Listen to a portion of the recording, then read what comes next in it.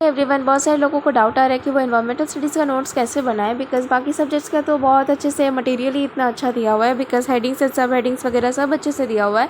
सो मुझे नहीं लगता कि किसी चीज़ की ज़रूरत होगी उसमें, क्योंकि उसको आपको रीड करना है। इवन क्वेश्चन आंसर भी दिया हुआ है एंड उसी टाइप से आता है। लाइक एक्चुअली आप लोगों को अलग से कुछ पढ़ने की ज़रूरत नहीं है, उसी में से आता है। सो उसको बस अच्छे से पढ़ने की ज़रूरत है, बहुत बार पढ़ने की ज़रूरत है एंड दैट्स इट।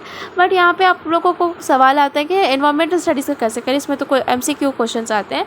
सो इसके लिए आप लोगों को ना सबसे ज़्यादा इंपॉर्टेंट ये चीज़ है कि लाइक आपको ना एक हाइलाइटर लेके ना, या फिर कोई भी कलर जो लाइट कलर का हो, येलो कलर वगैरह, उससे आप लोग हाईलाइट करके लिख सकते हो। बिकॉज एज हम लोगों ने प्रीवियस ये क्वेश्चन पेपर देखा था ना, तो उसमें हम लोगों को बहुत सारी ना डेट्स वगैरह भी आ रही थी। डेट्स इन द सेंस की लाइक ईयर वगैरह, जो हम लोगों को मोस्टली नहीं पता होता है। इवन हम लोग सर्च करके देख लेते हैं, बट एग्जाम में आएगा तो हम लोग कहाँ से सर्च करेंगे। इसीलिए हम लोगों को मोस्टली इंपॉर्टेंट है कि हम लोग उस पॉइंट्स को हाईलाइट करके रखें। इवन हम लोगों को इवन जो जिसने कोई टर्म वगैरह पॉइंट किया था या कोई डेफिनेशन दिया था, उनके नाम भी याद होना चाहिए। जैसे सस्टेनेबल डेवलपमेंट किसने किया था, आर कॉमन फ्यूचर वाला वगैरह वगैरह, वो सब आप लोग अंडरलाइन करके रख सकते हो। एनीथिंग इज़ पॉसिबल जब आप लोग इस तरह से करोगे। तो जब आप ना एग्ज़ाम के एक दिन पहले अगर आप पेज पलट रहे होगे, तो आप लोगों को एक चीज़ हम लोग को आराम से दिख जाएगी कि हाँ ये चीज़ हाईलाइट है, तो हम लोग इसको जल्दी से देख लेते हैं। हेडिंग और हाईलाइटेड पोर्शन अगर हम लोग देख लेंगे ना, तो एक्चुअली MCQ बहुत ज़्यादा ईजी पड़ जाएगा। बिकॉज लंबे लंबे आंसर लिखने होते हैं ना, तो ज़्यादा इशू नहीं होता है, बहुत नंबर मिल सकते हैं। बिकॉज हम लोग कुछ भी घुमा फिरा के लिख सकते हैं, वही वही चीज़ वापस से लिख सकते हैं। बट नहीं, इसमें पॉसिबल नहीं है। बिकॉज इसमें हम लोगों को बस एक ही आंसर देना होगा, और उसमें आप लोगों को अगर कन्फ्यूजन होगी तो फिर बहुत ज़्यादा डाउट वगैरह होगा, जिसकी वजह से मार्क्स बहुत कम मिल सकते हैं। इसीलिए मेक श्योर कि आप लोगों को एक एक पॉइंट याद हो, पर्टिकुलरली डेट वगैरह याद हो, और इवन ना मतलब जो साइंटिस्ट है या फिर जो भी है उनके नाम याद हो, जिसने डेफिनेशन वगैरह दिया था उनके नाम याद हो।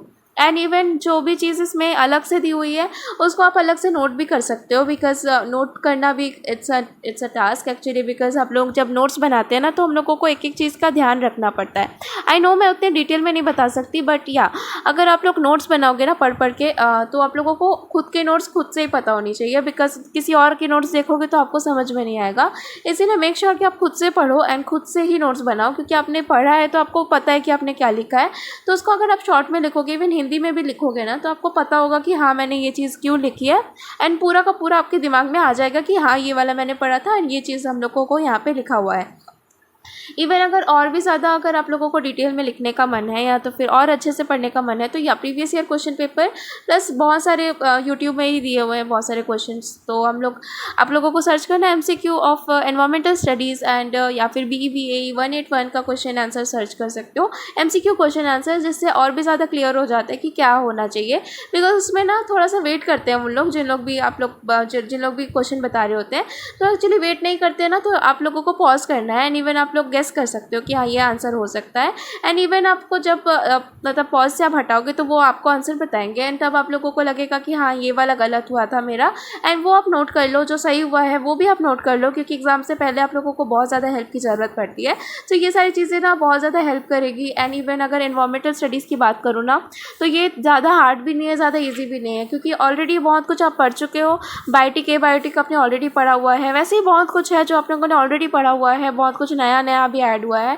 तो मेक श्योर कि आप लोग नए नए चीज़ों को ज़्यादा अच्छे से देखो। बिकॉज जो पहले से पढ़ के आए हो तो आपको ऑलरेडी पता होता है, बट फिर भी आप लोग उसको हाईलाइट करके रखना जितना इंपॉर्टेंट है। बिकॉज एग्जाम से एक दिन पहले आप लोगों को ढूंढने का टाइम नहीं मिलेगा, इसलिए वो काम आप पहले से करके रखो। एंड जब आप लोग मेमोराइज़ कर रहे होगे, तो आपके लिए इजी होगा कि आप जल्दी जल्दी उसको डिसाइड करके रखो।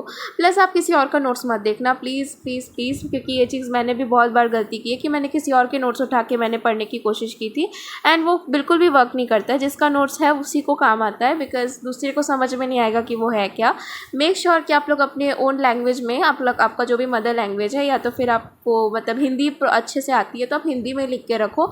एंड या ये सारी चीज़ें बहुत ज़्यादा हेल्पफुल होती है। मेक श्योर कि आप लोग और भी ज़्यादा मतलब हेल्पफुल चीज़ें बना सकते हो। आप कमेंट सेक्शन में और भी ज़्यादा बता सकते हो कि आप और क्या कर रहे हो। इवन आपके बुक के साइड में ना थोड़े थोड़े जगह रहती है ना, उसमें भी आप लोग कोशिश करो कि ना किसी चीज़ का ना मतलब अगर मीनिंग वगैरह है या तो फिर कुछ इंपॉर्टेंट चीज़ है तो आप उसको अंडरलाइन करके इधर साइड में बहुत सारा जगह है या फिर ऊपर बहुत सारा जगह है तो उसमें आप ना लिखने की कोशिश कर दो, पेंसिल से लिख दो, पेन से भी लिख दो, बिकॉज आई नो मिटाओगे तो नहीं तो फिर बुक गंदा करने का क्या ही फ़ायदा है। तो उससे अच्छा अपना बुक गंदा ही कर दो।